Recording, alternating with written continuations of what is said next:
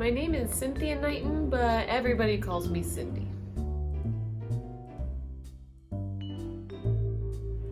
So I became a speech-language pathologist in 2016. I got my bachelor's degree and my master's degree in Berrien Springs, Michigan at a university called Andrews University.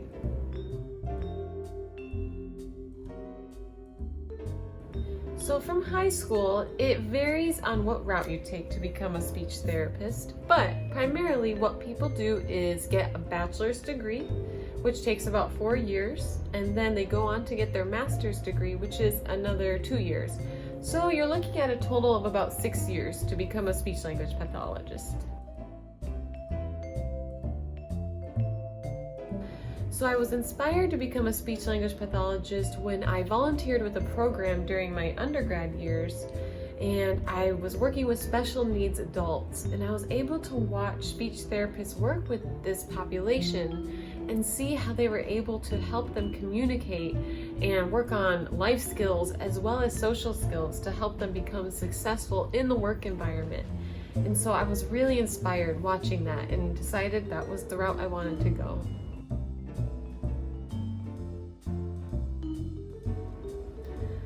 So I have many favorite things that I love about speech-language pathology and what I get to do every single day. I'd say that my favorite part about being a speech therapist is that I get to grow with my clients and I get to develop a deep relationship and connection with them as we work towards their goals. And it's a weekly process, so I'm able to get that one-on-one time with them and watch their success take off. And I'd say that's my favorite part. I would not say I have an area of specialty. I'm actually more of a generalist where I work with the whole gamut of a population, starting with toddlers to the geriatric population. I would say that my favorite area to focus in on is social skills and working with teenagers and working on that their pragmatics.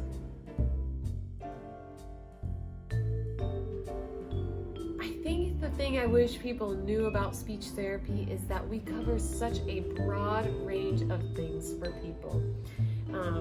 Many don't know that we might work with feeding and helping little ones as they're learning to grow and develop and work on those feeding skills, or swallowing when it comes to adults after they've had a stroke.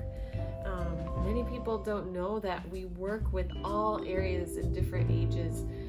And I wish people knew that more about speech therapy so they knew where they could get help for their communication needs.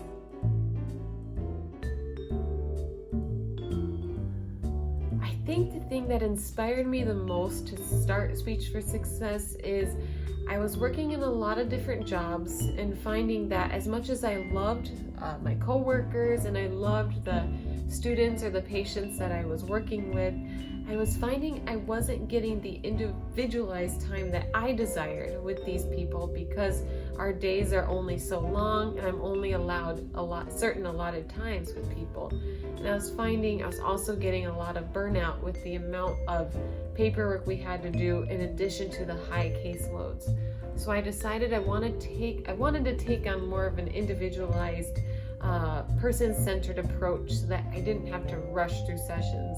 I could really focus in on the clients that I get to take in.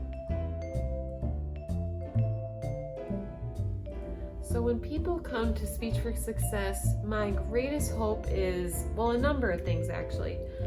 Number one, I hope that whoever leaves here leaves learning something new every single time, so that I know that when you're coming to therapy, you understand the why and the reason why I might be doing a specific thing during your therapy session.